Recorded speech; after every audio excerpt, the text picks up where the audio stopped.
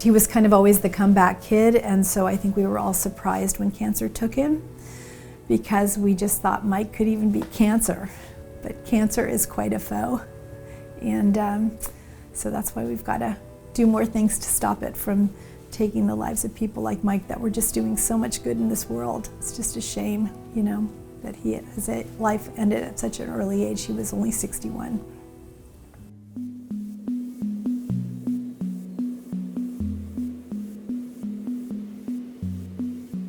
And endowed chairs are a big thing. They're a big thing for the institution. It shows how they recognize excellence. It's a big thing to honor the person for whom the endowed chair is named. And it is also an honor to receive an endowed chair. It's a recognition of the high quality of work that you've done during your career. And it provides extra funding and revenue that you can use to investigate new and unique opportunities to advance research. Well, I'm just really excited about Dr. Crittenden being the first inaugural holder of the Michael Kelley Chair. She was one of the primary doctors caring for Mike during the time that he was battling his cancer, and he held her in the highest regard and just felt like she really had all his best interest at heart.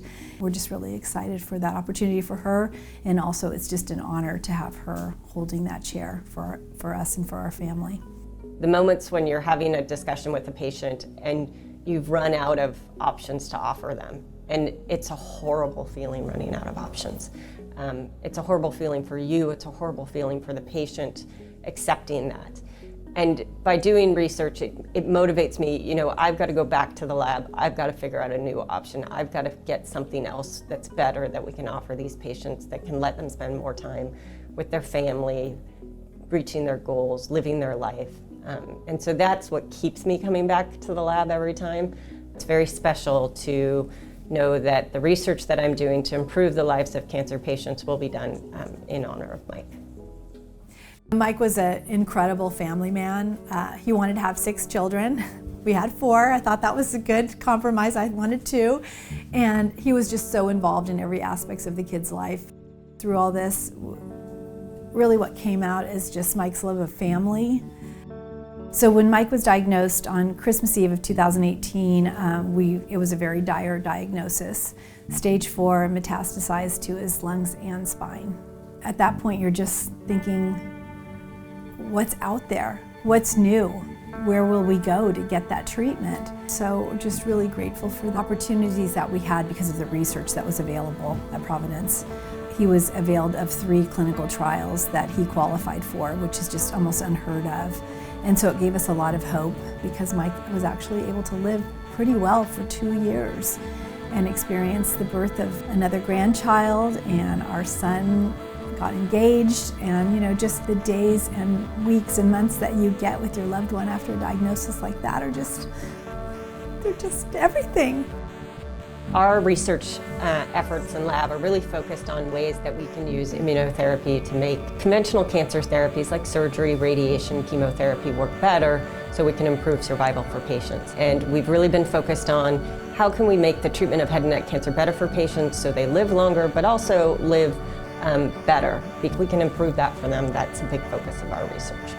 Philanthropy plays an increasingly important role in all of our work. It's harder and harder every year to get federal funding for your work, and yet we have these brilliant scientists and physicians working hard to find a cure for cancer, and what allows them to pursue those interests and improve the care that our patients get is the generosity that comes from our friends in our local community.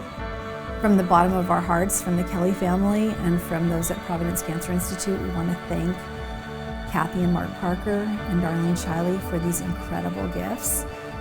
They're going to do so much good, and hopefully they're going to inspire others to be generous as well. Solving cancer, just like a lot of the world's big problems, it's going to take money, and the more money and the more resources that we can put into it is going to solve this horrible disease quicker. Cancer is a disease that touches all of us, and so a gift to help fund cancer research and improve cancer care is one that will not only help your neighbor and your community member, it's likely to come back and help you and your family. One thing I've thought of a lot since he's been gone is that vow that you take when you get married. I will love you and honor you all the days of my life. and I've thought about that a lot. So I'm just, through this, and thanks to Mark and Kathy and Darlene and all the doctors and Dr. Crittenden, Dr. Erba, Dr. Leidner, Mike's memory will continue. So that makes me incredibly proud and humbled, and I feel really blessed. We all do, the whole family.